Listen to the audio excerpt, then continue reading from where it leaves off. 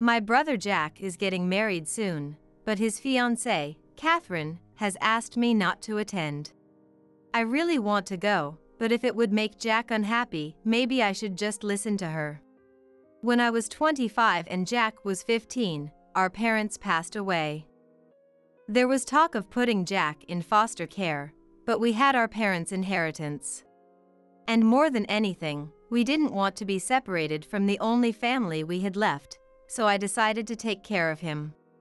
We've had our ups and downs, especially during Jack's rebellious phase, but we've always supported each other and I think our relationship is pretty strong. I've tried not to touch the inheritance much, living off my salary instead. It's been tough at times, but he would always say, "I'd rather be poor but with Sally," which encouraged me to try and provide a better life for us by dedicating myself to work for the past 10 years. Because of this, I've remained single, but I was happy that Jack found a wonderful woman and was getting married. Finally, Jack's getting married. I'm looking forward to the wedding. I got married before you. But really, thank you for everything. If you hadn't been there to take care of me, Sally, you could have married much earlier. I'm fine with it.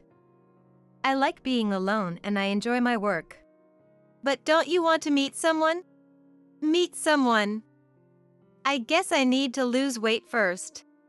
Seriously, please lose weight. Not because of your figure, but I'm worried about your health.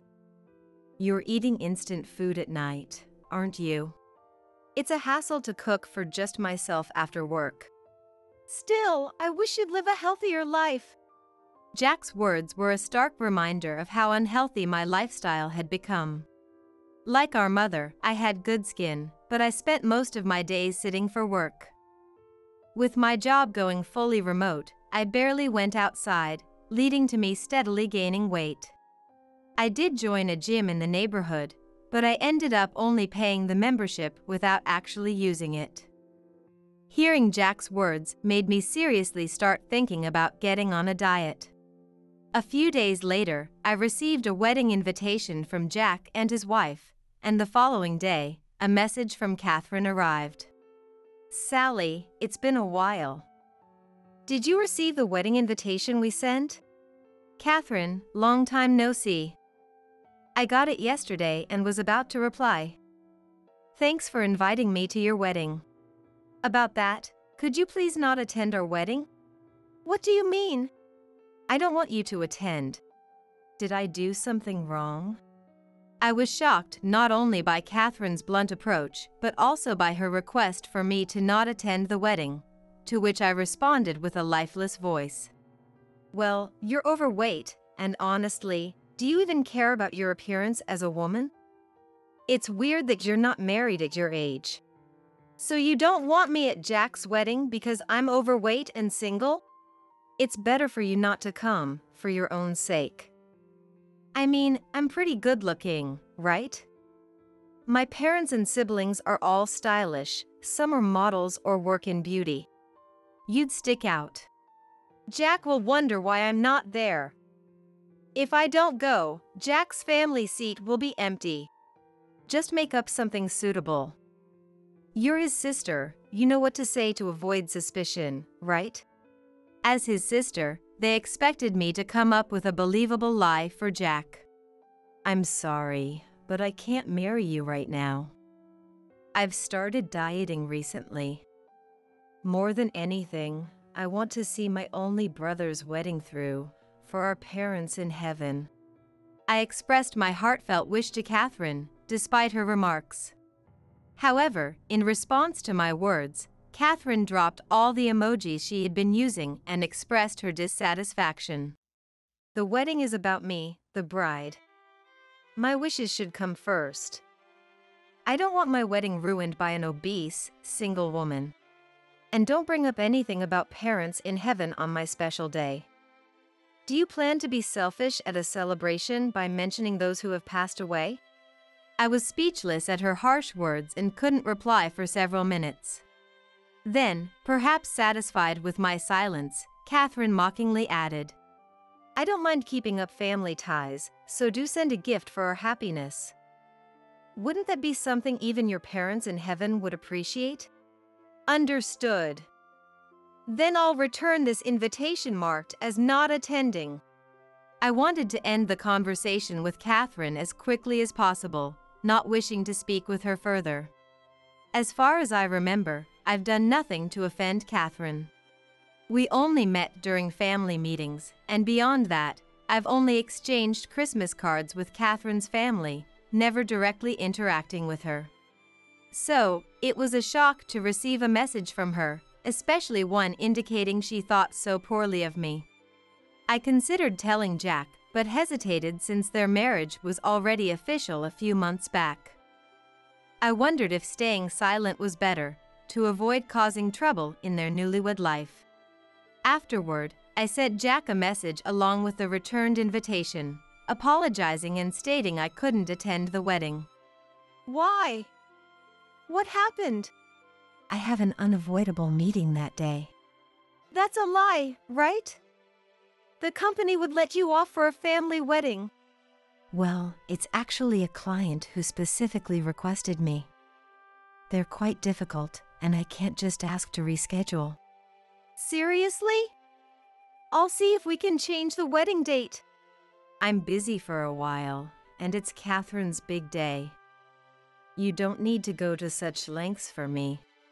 Jack seemed about to argue, but I ended the conversation, citing work commitments. Despite my reluctance to miss the event, being pressured to abstain made me want to avoid giving Jack any suggestions that might make me waver, especially not wanting to end up blaming Catherine. The next day, Catherine messaged me again. Sally, can you tell Jack you decided not to attend on your own? Huh? I already told Jack I wouldn't be attending. I heard. But tell him you're not attending because you're single and it would be bad luck. I already said it was because of work. I can't just change my story now. Your transparent lie about work is why I'm being blamed by Jack. It's your lack of consideration that's left you single at your age. I had a colleague just like you at my previous job, unhelpful, gloomy, and just a nuisance. When I saw you, you reminded me of her, exactly. Catherine, how dare you say such things to my sister? And to my only family. What? What are you talking about all of a sudden? It's me, Catherine. Jack. I'm at her place right now. Sally, stop with the pitiful act. It's just sad that someone as overweight and unattractive as you is also delusional. The reason Sally is single is because of me. She's been working nonstop to take care of me since our parents died. In front of me, Jack furiously typed his response to her. He had another reason for visiting. That morning, he had contacted me, saying he took the day off to speak with me urgently, despite my busy schedule. I agreed and invited him over, but the story he shared left me dumbfounded and disgusted by Catherine's actions. Yesterday, I talked to Catherine. She said you're not attending the wedding because she told you things, right? What? What do you mean? Catherine said that? I heard everything from her yesterday. I'm really sorry for making you feel bad. It's all my fault. Jack then recounted his conversation with her from the previous day. Sally won't be attending the wedding. She says she's too busy with work, but can't you make it somehow? If she's busy, it can't be helped. Sally has her own life, and she's single, so she needs to focus on her work. It's not unheard of to take a day off for a sibling's wedding. I'm the one who told her to refrain from attending. What? Well, it's unfortunate, but let's face it, Sally is overweight and not exactly a beauty, right? My family and friends are all stunning, so she'd just feel miserable among us. Catherine, what exactly did you say to Sally to make her decide not to attend? At that point, Even Catherine seemed to realize that he was furious. I only said that my friends and family, who are former models or work in beauty, might make you feel out of place. I thought it would be better for both of us if you didn't attend because it might make you uncomfortable. That's absurd. Sally is my only family. Now that you're married to me, I am your family, Jack. I can't be confident in a future with someone who disregards my family like that. Jack said this before storming out of the house. He spent the night at a business hotel, thinking things over, which led him to reach out to me because he couldn't fully believe what she had said. After calming down, I too quickly realized the truth, but I was initially so shocked by Catherine's words that I stubbornly thought it best to stay quiet. I'm embarrassed I didn't have complete faith in Jack. Sally, I'm really sorry. I knew Catherine was proud of her looks, but I never imagined she could be this unreasonable. I'm going to divorce her. Even if it means I have to pay compensation, I can't spend my life with someone who disrespects you, my family, like this. Jack apologized to me after sending his response to Catherine. Are you sure? She's your wife. Didn't you love her? Catherine's true nature began to show after we got married. She quit her job without discussing it with me. Rated women we passed on the street or saw on TV, and I just felt something was off. I guess she was always like this, but I failed to see it. Jack admitted with regret. Then his smartphone rang. He signaled me and answered on speakerphone. Jack, are you at Sally's? Yes. We were just talking about divorcing you, Catherine. What? I'm your family now that we're married. Sally is my family too. After we divorce, Catherine will be a stranger, but Sally will always be my family. But you should prioritize me, right? If Sally had done something wrong, I would have sided with you. But you mocked not only her appearance, but also her life dedicated to me. What if she demands money from you later because she's still single? How much do you think we spent on the wedding for your sake? What? Sally helped pay for the wedding because I wanted to make it perfect for you. You knew that, right? That's a different matter. How can you say it's different after demanding she not attend even though she helped financially? I'll be discussing this with your parents. Fine. My dad and mom will definitely side with me. Dad will hire a lawyer to claim compensation from you guys. And I'll never agree to a divorce. Catherine spat out these words before hanging up abruptly. Tomorrow, we are meeting with Catherine, her parents, and Jack to discuss the divorce. I'll be there too. The divorce between Jack and Catherine was settled, with Catherine bearing all the cancellation fees for the venue. Though we hadn't planned on claiming any compensation, Catherine's parents insisted, so a lawyer drafted the documents, and we received a small amount. Catherine also had to cover the legal fees. It was a relief. At the meeting, we presented printouts of the messages Catherine had sent. Catherine, what is this? How dare you prepare something like this? It's despicable. The lowest. Catherine told her parents that she was constantly harassed by Sally, and Jack did nothing to help, even siding with Sally. She had lied to her parents, who were furious upon learning the truth. These messages are fabricated. Just to trap me.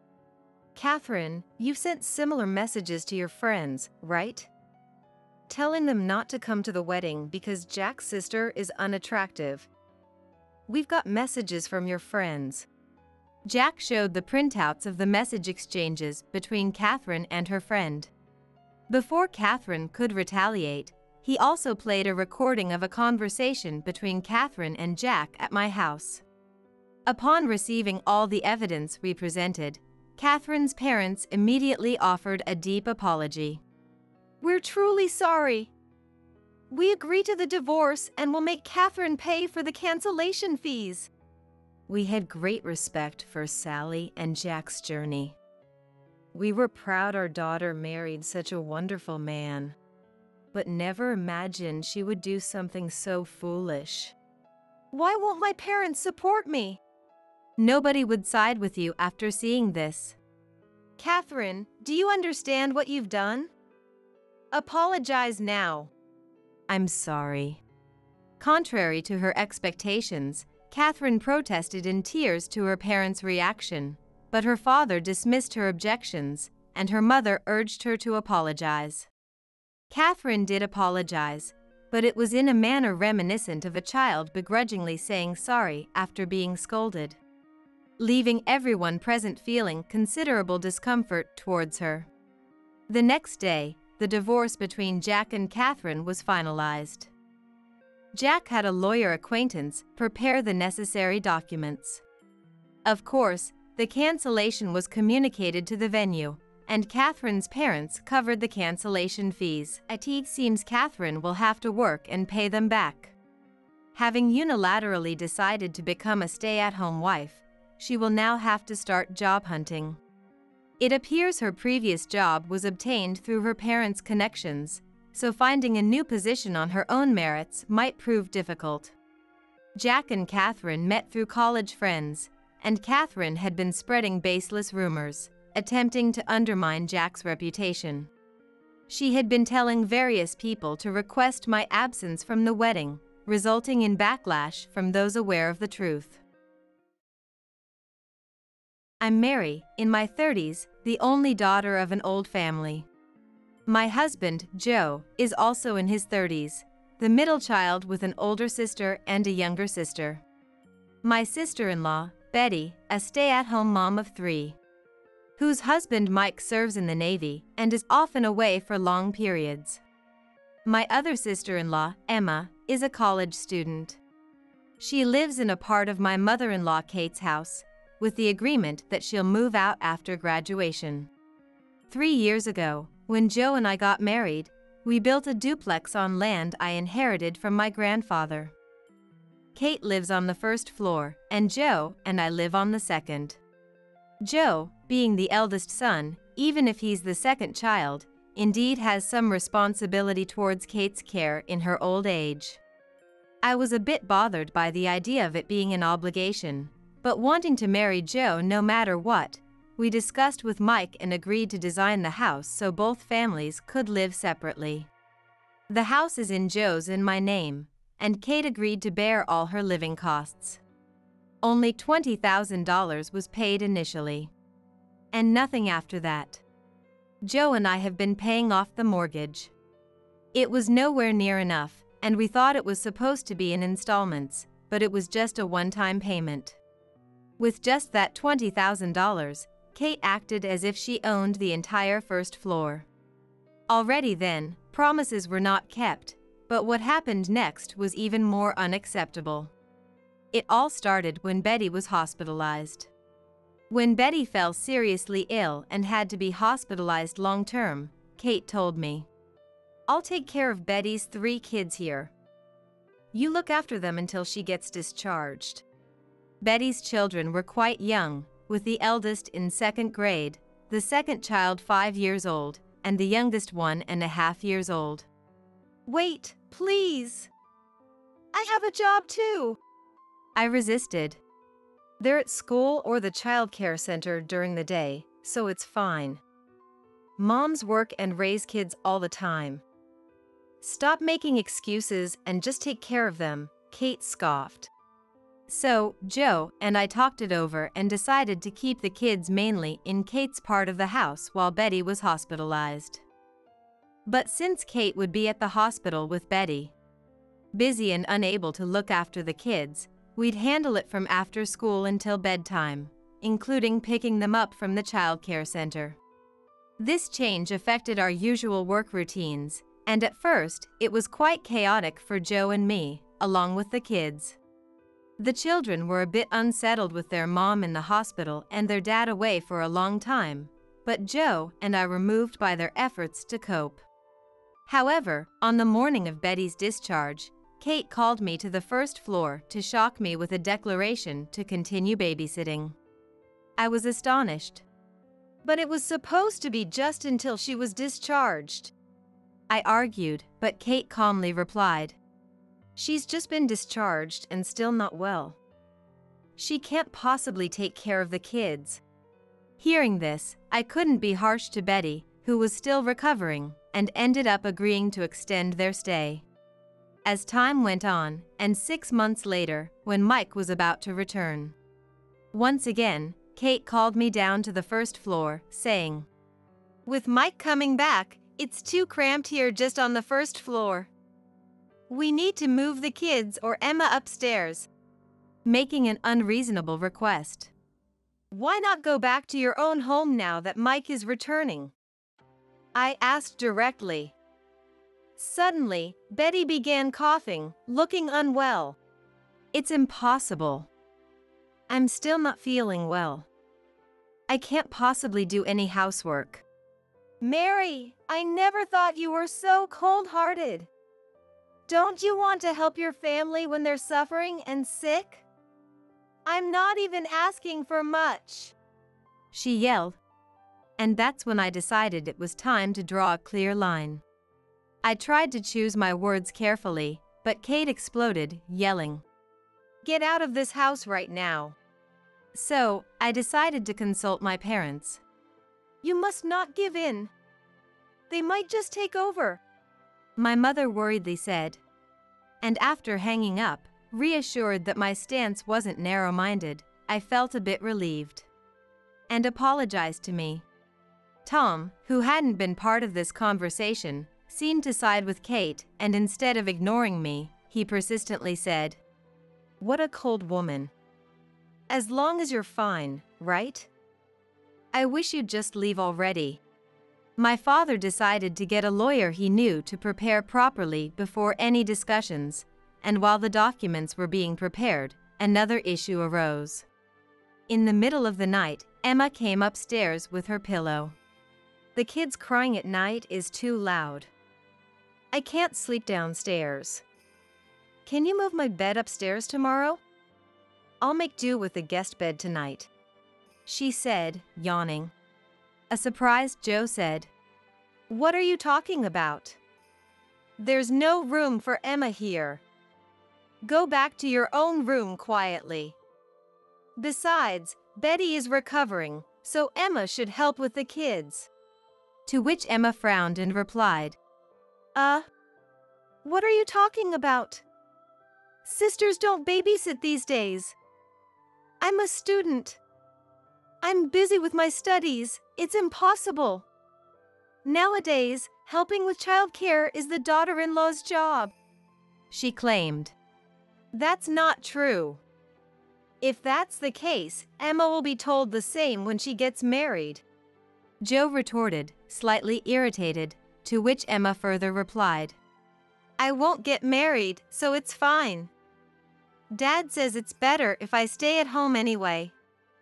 It's being filial, she coolly answered. Weren't you supposed to move out after graduating from college? We're not in a bubble economy.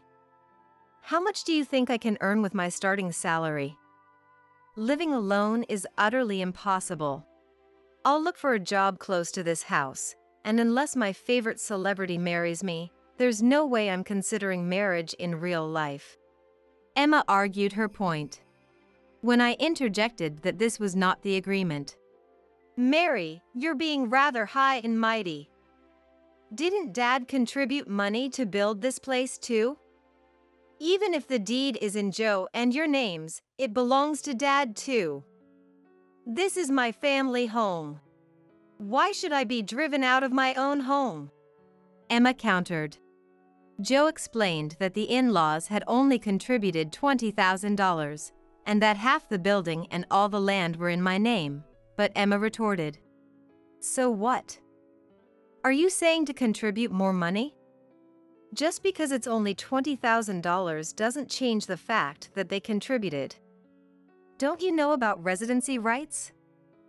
I'm definitely not leaving. And stormed down to the first floor with a bang.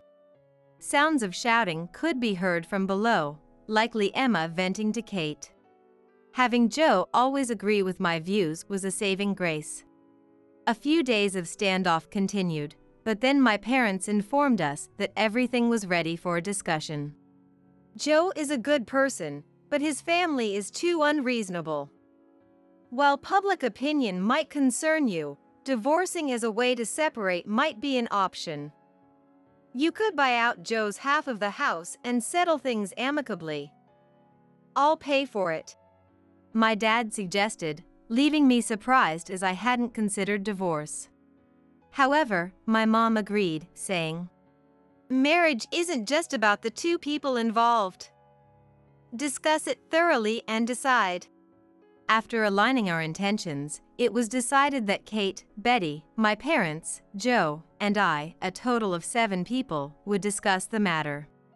Emma was tasked with babysitting Betty's children in Kate's part of the house and didn't join the discussion. Conveniently, it turned out that Betty's husband, Mike, would be returning home that day and would join the discussion. After everyone except Mike had gathered, Tom was the first to speak. "I apologize for dragging Mary's parents into this mess.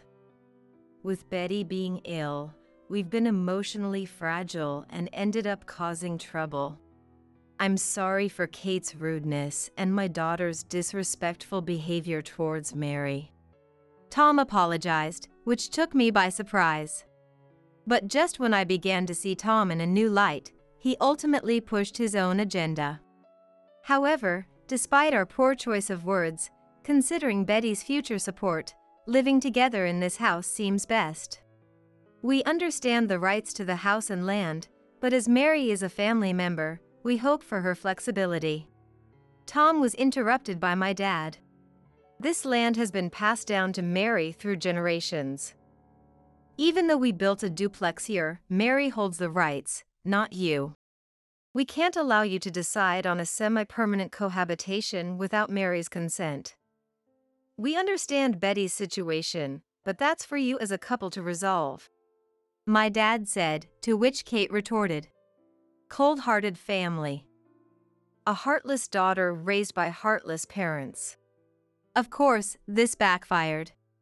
"If that's how you feel, we won't hesitate to ask you to leave Mary's house immediately," my dad replied. Mike, arriving late, thanked us for taking care of his wife, especially praising Kate for her support during Betty's hospitalization. Putting Kate, "It's okay. Betty is my daughter. Families should help each other, unlike these people. They just told me to leave the house. But we've paid some money too, so they can't just kick us out. We have residency rights." Kate started. "Claiming residency rights over $20,000? I'm speechless. What now?" As my dad and Kate were about to argue, Joe suddenly apologized deeply. "Ben, Jane, I'm so sorry for the trouble my family has caused, insisting on our rights after only paying $20,000 and living here with so many of us. And even making brazen requests despite Betty's illness. It's too much to ask to continue living here," Joe told my parents. I decided to address the financial issues I had avoided until now, to assert agreement with Joe. I was prepared for living with Kate and caring for her in her old age when I decided to marry. However, I regret that only $20,000 was contributed towards the living space on the first floor. The situation with Betty's family living here semi-permanently and Emma's post-graduation independence, among other unilateral decisions, is too much. Isn't it absurd to ask for the second floor because the first is too cramped?" I said, and Mike, finally catching on, spoke up. "I'm sorry for any inconvenience. Being away often, I couldn't look after my wife and kids, leading to this situation. I wasn't aware of the land ownership or the small contribution made, or the brazen requests made even though it was for Betty's sake. My parents left some land in the countryside, which I plan to sell to buy a house nearby. Kate can live there with Betty and the kids, and I'll provide for them. I appreciate your past kindness and will look for a suitable property immediately. Mike said. He had always wanted to live with Kate and was considering how to finance it since his parents had passed away. But Kate insisted on staying here, demanding, "You're breaking promises. As the eldest son, it's only natural for you to care." At that, my dad exploded. Enough! We'll consult a lawyer. We'll return the $20,000 and cover the moving costs. We'll draft a formal document specifying a deadline for moving out.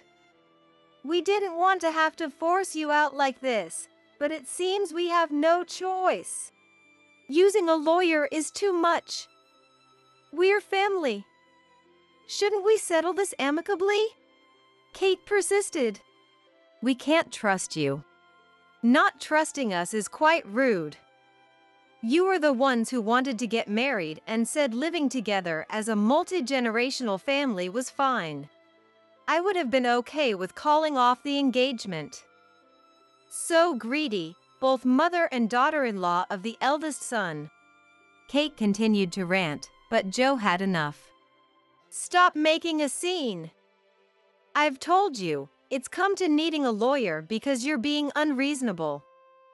Please, no more trouble. What are we, as adults, doing? Eventually, Kate moved out to live in the property Mike purchased. Originally, the plan was for Kate to live on the first floor of the duplex and be taken care of in her old age, but their brazenness led to them being kicked out. Feeling somewhat guilty about it, I mentioned to Joe that maybe we could invite Kate back once Betty's health improved and she no longer needed to live with us.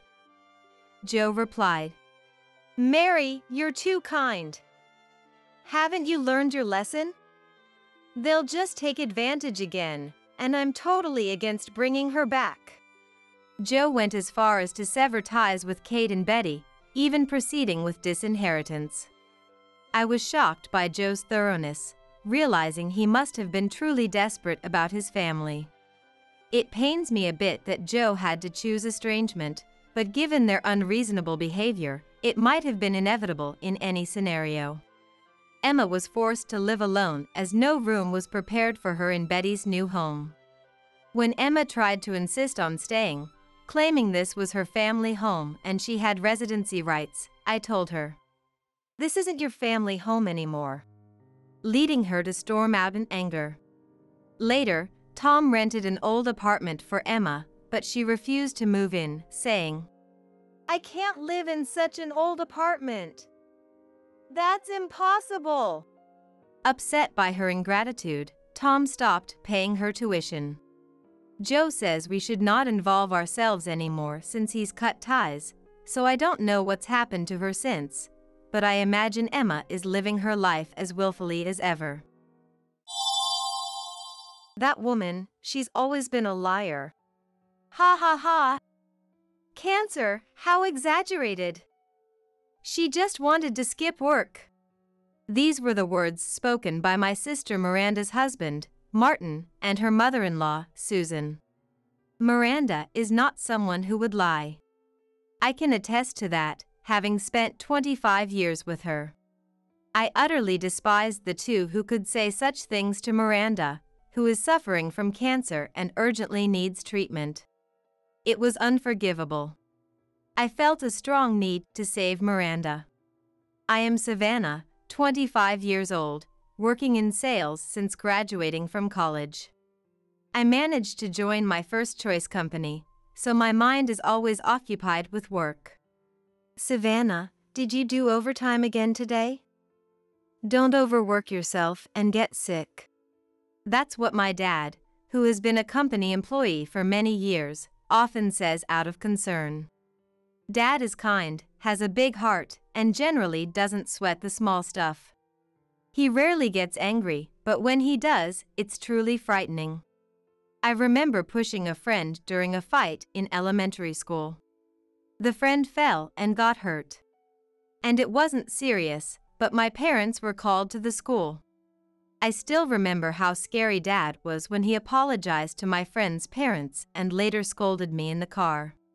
He didn't yell, but his angry face was unimaginable from his usually gentle demeanor.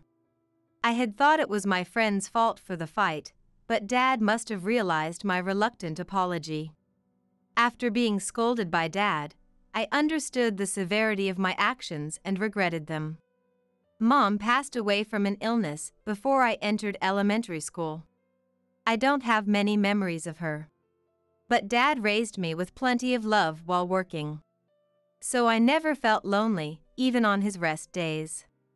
My sister Miranda, who is 5 years older, has always been the one I can talk to about anything. Despite the age difference, she has been like a friend and sometimes like a mom to me. Savannah, you've got someone you like, right? How did you know? I'm thinking about confessing. I could tell Miranda things I couldn't say to Dad. Miranda and I have never fought. I adore her. When she got engaged, it was to a tall, slender man with a refreshing smile who looked great in a suit. He had visited our house a few times, and I had met him on those occasions, but I'm Martin, and I'm dating Miranda. Thank you for having me.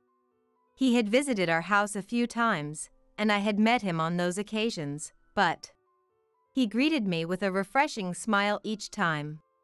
She seemed so happy since she started dating Martin. I've been proposed to. Congratulations. I'm so happy for you. I cried when she told me about the proposal. I was a bit sad we wouldn't live together anymore, but overjoyed for her happiness. Dad felt the same. He cried when Miranda told him about her marriage. I'm sorry for the hardships I caused you since you were little. I'm happy you found happiness. Congratulations. Miranda and I were surprised to see Dad's tears, as we had never seen him cry before. When Mom passed away, Miranda was in elementary school. She used to go straight to the kitchen after school and learn to cook from Grandma, who occasionally visited. By middle school, she was making dinner as if it were the most natural thing. She never complained, even though I knew she missed out on playing with friends. Dad might have felt guilty about it. Later, Martin came to a family meeting. He brought sought-after sweets for me and a rare brandy for Dad. I thought he was perfect. I promised to make Miranda happy and never make her cry. Thank you. Martin greeted us politely. Dad also looked relieved. I felt confident that Miranda would be in good hands with him. I learned then that Martin was the heir to a prestigious hotel. After the greetings, they happily got married. Just before Miranda left home, I found out she was going to live with her in-laws. Are you sure that's okay? Won't there be harassment like in dramas? As newlyweds, wouldn't it be better if you lived alone? Savannah, you worry too much. Their house is big enough for them to have their own space. Did Susan seem like the type to harass her daughter-in-law? Indeed, I had met Martin's parents at the wedding, and both were very cheerful and friendly. They were greeting everyone at the venue. Please take good care of Martin. And even poured me a drink. I felt reassured thinking that if Miranda said it was okay, then it must be. Miranda was able to continue her job, though the commute became a bit more challenging. I felt a bit embarrassed for worrying too much.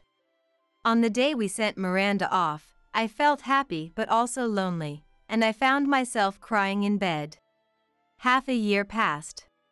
I hadn't seen Miranda, but we exchanged messages occasionally. Her replies were slow, but she seemed to be doing well.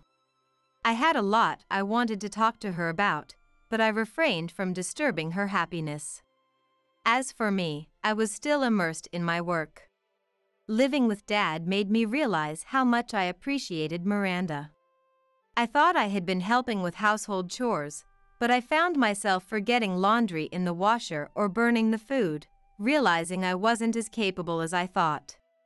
Dad just laughed and didn't get angry. Then one day, when Dad was away on a business trip, I worked late and was eating delivery food at home. Suddenly, the doorbell rang. Wondering who it could be at this late hour, I cautiously went to the door, only to find Miranda standing there. Miranda! The Miranda I saw after a long time had lost a surprising amount of weight in just half a year. It was more accurate to say she looked emaciated rather than just thin. And her complexion was pale. As I rushed to her, she collapsed into my arms. I instinctively hugged her. I took the exhausted Miranda to my room and put her to bed. There were many questions I wanted to ask, but I thought it best to let her rest first. "Savannah, I'm sorry." Miranda kept apologizing. It's okay, just rest for now. We'll talk after. I rushed to the convenience store, bought her some drinks and fever-reducing sheets, and handed them to Miranda. What happened? When I asked Miranda, "I have cancer, but they won't let me go to the hospital," she replied in a hoarse voice, tears streaming down her face. It turned out, Miranda's happiness lasted only until they started living together. "Everyone changed the moment I became a daughter-in-law," Miranda said. She said that on the day of her marriage, she was asked to quit her job to help with the family business. She accepted this demand. After quitting her job, Miranda would wake up at 4 a.m. to thoroughly clean the entire house and prepare breakfast for the family and 10 relatives. Then, she would help at the hotel until the evening, followed by making dinner for everyone, doing the laundry, and completing the remaining household chores, not going to bed until late at night. She was only getting about 3 hours of sleep each night, which made my overtime seem trivial in comparison. Moreover, she had no days off. Every day, she faced bullying by Susan, who meticulously checked every household and work task. Martin, too, had changed drastically from his kind demeanor before marriage, becoming authoritarian. He didn't help Miranda against Susan's bullying, often siding with Susan and being harsh. Additionally, Miranda had a health checkup before quitting her job, where cancer was detected. Fortunately, it was found early, and she was told that immediate surgery could cure it. However, her family didn't believe her. She pleaded to be hospitalized for the surgery but was forced to work from dawn till late night instead. I was overwhelmed by the sheer amount of information. Just hearing it all made me tear up. What? I don't understand. Why didn't you tell me? When I asked Miranda, a shocking answer came back. Miranda revealed that Susan and Martin checked her mobile phone daily and monitored all her replies. She was told it was to ensure she wasn't slacking off in her household and work duties. That's why she couldn't ask for help. During our conversation, Miranda's bag kept vibrating with notifications. Is that Martin? Miranda nodded slightly. I'll handle it. Miranda, you rest for today. We'll go to the hospital tomorrow. I took Miranda's mobile phone to the living room. There were over 100 missed calls. When it rang again, I decided to answer. Hey! Where did you run off to? Abandoning your duties, what a failure as a daughter-in-law. Martin? This is Savannah. Hearing my voice, Martin's tone changed. Oh, Savannah. Long time no see. Can you pass the phone to Miranda? Why would I do that? Where's that intensity gone? Miranda can't come to the phone right now. Martin, you know Miranda has cancer, right? I wanted to yell at him, but I confronted him calmly instead. Ahahaha. Funny girl. You believe Miranda's lies. She doesn't have cancer. She just wanted to avoid housework. What? On what basis are you saying she doesn't have cancer? Miranda arrived at my house completely exhausted and emaciated. I'm taking her to the hospital tomorrow. She won't be going back there. She's there, right?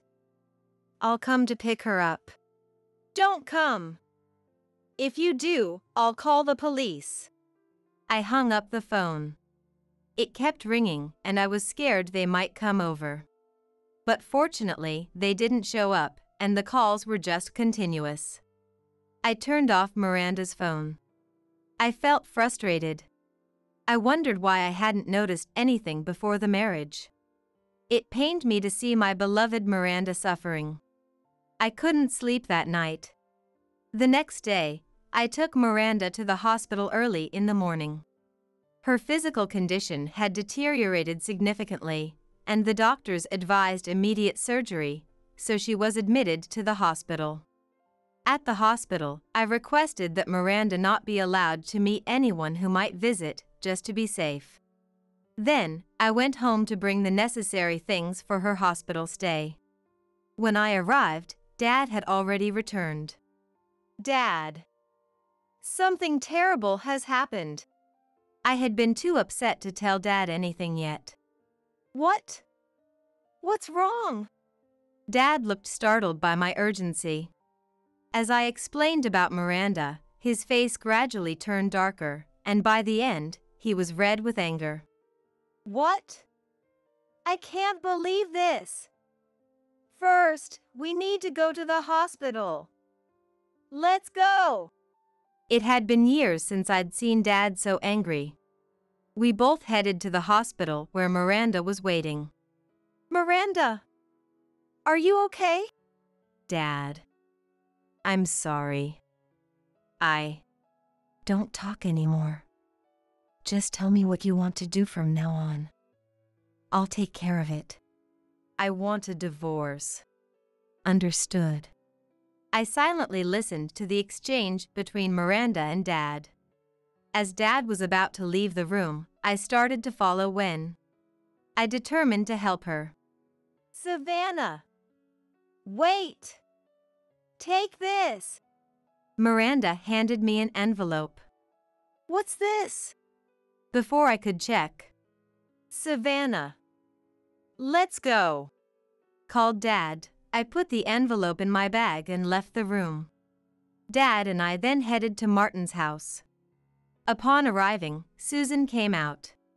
Finally, you've brought her back. Oh? She's not here? She spoke as if nothing was wrong. I couldn't stand it, and Miranda has been hospitalized because of you. I told them firmly. Oh my. That sounds terrible. But it must be a sham, right? That girl is a habitual liar. Susan replied without a hint of remorse. What? A sham? Well, let's discuss this inside. Dad said, and we entered the house. It seemed Susan was the only one there. Miranda's SIL must be at work. I remembered Miranda saying he was a workaholic and indifferent to anything but work. He had turned a blind eye to the mistreatment Miranda suffered. Then Martin came from the back. Oh, long time no see. He greeted us with the same refreshing smile as when we first met. Now I understood that these two were only good on the surface. Miranda has cancer. It's not a sham or anything of the sort. Ahahaha. Harold, you're exaggerating. It can't be cancer. I was astounded by Martin's laughing response. Then look at this. Dad showed them the medical report from the hospital. Susan and Martin looked shocked but quickly. Oh my! It was true! We never believed her because she's always lying. Regular behavior is important, isn't it? Susan said. Miranda doesn't lie. What do you think she is? I couldn't help but interject. A daughter-in-law. Nothing more, nothing less. You wouldn't understand, being single. A daughter-in-law is supposed to live for the family. Susan started spouting nonsense. What? Live for the family by not letting her go to the hospital despite her illness, making her work from dawn to midnight? She said everyone changed after coming to this house. Ah, she's lying about that too. She's good at lying, isn't she? Maybe it's because she's from a single-parent family? Being a daughter-in-law isn't being a guest. It's normal to be strict. No matter what I said, Susan kept laughing and responding. I felt like crying, but I clenched my teeth and held back, knowing I couldn't let myself cry. Then Dad spoke up. The illness wasn't a lie, was it? Do you have any proof of her other supposed lies? Well, it doesn't matter anymore. It's clear from this conversation that you're unreasonable. We cannot leave Miranda in this house. We will proceed with the divorce through a lawyer, as Miranda wishes, he said. He seemed calm, but I could tell he was trembling with anger. Harold, please wait. Let me see Miranda. I'm sorry for not believing her illness, but as Mom said, Miranda often lies. And the claim that Mom was harsh and made her work from dawn to midnight is false. I think we can sort it out if we talk. Please let me see Miranda. Martin pleaded with Dad, apologizing deeply. I was appalled that he still called Miranda a liar. And then listen to this. I played a voice recording. It documented Miranda's day from early morning to late night. 4:30 a.m., starting to clean. Miranda's voice was recorded. This cleaning is inadequate. Look at this dust. A dusty woman like you wouldn't notice, right? Want to be thrown out? Susan's voice was on the recording. In another part, I have cancer. Please let me go to the hospital. Miranda pleaded, to which Martin responded, Shut up. If you have time to say that, work. Maybe working hard will cure it. It was unbelievable. Susan and Martin were speechless, seemingly unaware they had been recorded. Now, who is the liar? We'll be leaving. If you try to approach Miranda again, I will not forgive you, Dad said, and we left the house, heading back to the hospital. When we told Miranda about the discussion, "Thank you so much. I'm so grateful for Dad and Savannah," she cried. It was because of your recording, Miranda, I told her. When we left the room, the envelope Miranda handed me contained the voice recorder. On the day Miranda fled to our home, she had hidden the recorder in her clothing. Miranda must have known that her in-laws would pretend not to know anything. She realized she needed evidence. Her previous job at a publishing house had given her access to a voice recorder. Knowing Susan and Martin, it was risky. There was no telling what they would do if they found out. It must have required a great deal of courage. It must have taken a lot of courage for Miranda to record everything in secret. Later, Dad found a strong divorce lawyer, and the divorce was successfully finalized. I followed Miranda's example and recorded our conversation with Susan and Martin on my mobile phone. The fact that Miranda had cancer and they denied her medical care, coupled with the two recordings, enabled us to secure a substantial settlement in the divorce trial. The lawyer told us that the hotel run by Martin's family was in dire financial straits. They couldn't afford the settlement and asked to pay in installments. But the lawyer rejected the request without even consulting us. With the lump sum payment, it seemed only a matter of time before the hotel would close. Curious, I checked the hotel's reviews and found them to be quite low. It made sense to me. People like that couldn't possibly offer warm hospitality. A friend living near the hotel told me that neighbors had overheard our conversation with Susan on the day Dad and I visited. In a small town, rumors spread quickly, and it seems they were now viewed coldly by the community. Miranda's surgery was a success, and she was discharged from the hospital after about a month and a half, looking a bit healthier than the day she had fled to our house. She decided to spend some time recovering at home, continuing outpatient treatments. I was happy that the three of us were living together again. I'm thinking of making Dad's favorite steak today. Oh, I'm looking forward to it. I can leave work early today, so I'll buy the ingredients on my way home. Miranda's cooking was incomparably delicious compared to mine. I couldn't be happier with our days filled with laughter as a family of three.